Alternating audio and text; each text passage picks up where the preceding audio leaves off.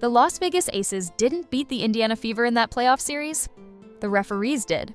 And when you see what A'ja Wilson got away with while Aliyah Boston was getting called for breathing wrong, you'll understand why fans are calling this the most rigged series in WNBA history. 37 uncalled moving screens, 26 free throws to Boston's 17. And the most shocking part? What Lexi Hull revealed about the elbows and shoves she took that never got whistled. This wasn't basketball, this was favoritism disguised as competition. Before we expose everything that went down, hit that subscribe button if you want the real truth about what's happening in the WNBA right now. Because what you're about to see will make you question every playoff game you've watched. Let's start with the numbers that don't lie. Across 5 games in that semifinal series, A'ja Wilson marched to the free throw line 26 times, while Aliyah Boston, who was battling in the paint every single possession, only got there 17 times.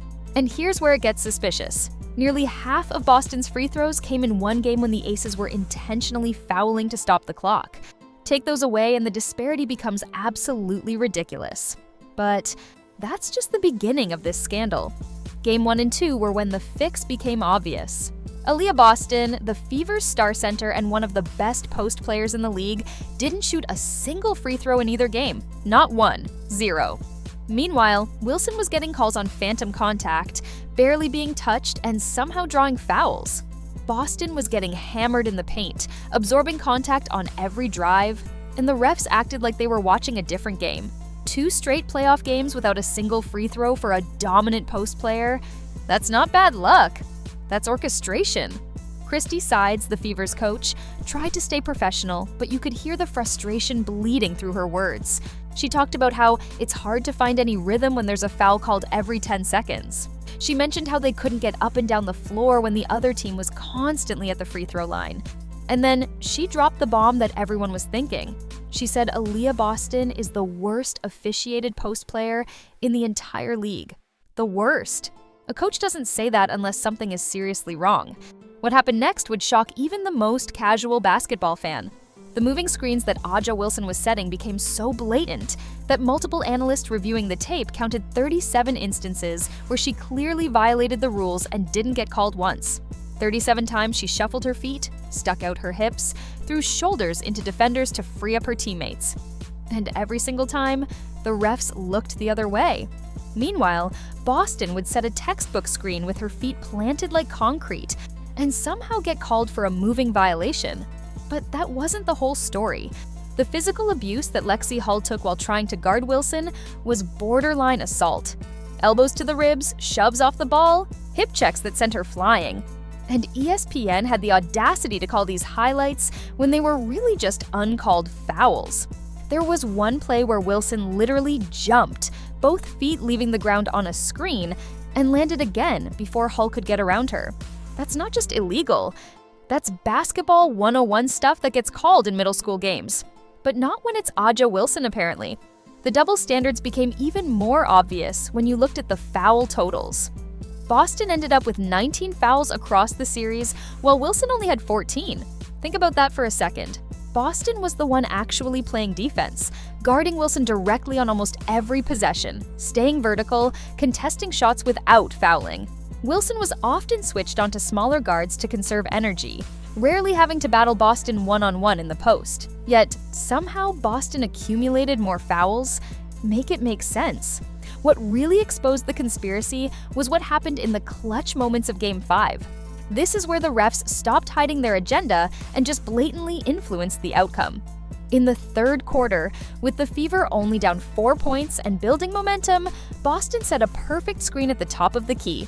Feet planted, arms straight down, completely legal. The whistle blows. Offensive foul on Boston.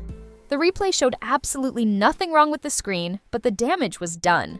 From that moment on, Boston had to play scared, worried that any contact would send her to the bench. Then in the fourth quarter, with the game still within reach, Wilson sets the most obvious moving screen you've ever seen. She practically tackles Hull, creates a wide-open three-pointer for her teammate, and the refs are suddenly blind. Not only did they not call the foul, they actually called a defensive foul on the Fever on the same play. The crowd went ballistic. Even the announcers couldn't hide their confusion. It was so blatant that you had to wonder if the refs were following a script. The overtime period was when things got completely out of hand. 2-point game, 2 minutes left, and Wilson sets another moving screen right in front of the referee. No call. Her teammate drains a 3-pointer off that illegal play, and suddenly the Aces have breathing room they didn't earn. The Fever players were looking at each other like they couldn't believe what was happening. How do you compete when the rules only apply to one team? But here's what makes this even more controversial. This pattern isn't new for 2025. Throughout this season, we've seen certain players get preferential treatment, while others, especially those on smaller market teams or newer stars, get officiated differently. The league wants their established stars to shine, and they're not even trying to hide it anymore. When Sophie Cunningham joined the Fever this year, she immediately noticed the difference in how games were called compared to her time in Phoenix. She's been vocal about it on social media, pointing out the inconsistencies without directly calling out the league office. The real victim in all of this was Aliyah Boston. Here's a player who dominated college basketball, came into the WNBA with massive expectations, and has delivered on every level. She's skilled, professional, plays the game the right way. But when you watch her in these playoffs getting called for ticky-tack fouls, while her opponent is throwing elbows and setting moving screens with immunity, you realize talent doesn't matter if the refs have already decided who they want to win. What's even more frustrating is that Boston never complains. She just keeps playing through the contact, keeps her composure, never shows up the officials, even when they're clearly screwing her over. Compare that to Wilson, who gets every call and still argues with the refs when something doesn't go her way. It's like watching two different sports being played simultaneously, one where the rules matter and one where they're just suggestions. The aftermath of this series has been explosive. Fans have been breaking down every possession, creating compilation videos of all the missed calls, flooding social media with evidence of the bias. The WNBA has remained silent, refusing to address the controversy, which only makes them look more guilty. When your own fans are calling the integrity of your playoffs into question and you won't even acknowledge it, that's a massive problem. Christie Sides didn't hold back in her post-game comments either. She straight up said there's a double standard in how players get their calls. She mentioned that if the game is going to be physical, then let both teams be physical. If you're going to call holds and chucks, then call them both ways. The frustration in her voice was obvious. This wasn't just about one game or one series. This was about a pattern of favoritism that's been building all season. The free throw disparity tells the whole story.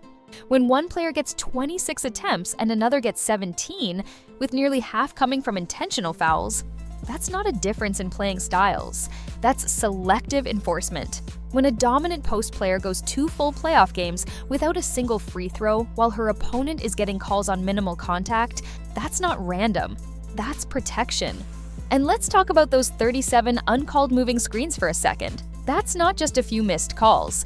That's systematic ignorance. When you're setting illegal screens almost 8 times per game and not getting called once, you're not playing basketball anymore. You're playing a different game with different rules. And when those illegal screens directly lead to made baskets in crucial moments, you're not just bending the rules, you're breaking the competitive integrity of the sport. The WNBA has a serious problem on its hands. Fans aren't stupid. They can see when the officiating is tilted in one direction. They can recognize when certain players are being protected while others are being punished for playing the same way. And when it happens in the playoffs, in elimination games, with everything on the line, it destroys the credibility of the entire league. What makes this even worse is that it overshadowed what should have been an incredible series. 2 talented teams, future Hall of Famers going head-to-head, dramatic moments, clutch shots. Instead, all anyone remembers is the terrible officiating and how the Fever got robbed. That's not good for the sport, it's not good for the players, and it's definitely not good for growing the fan base.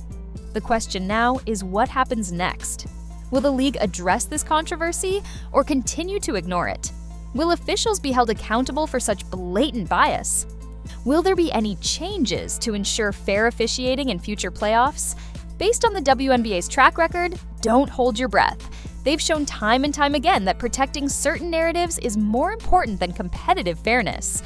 This series will go down as one of the most controversial in WNBA history, not because of what the players did, but because of what the referees didn't do.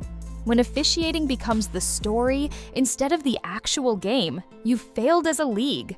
And when fans lose trust in the integrity of the competition, you've got a crisis that goes way beyond one playoff series. The Fever and their fans deserve better. Aliyah Boston deserves better.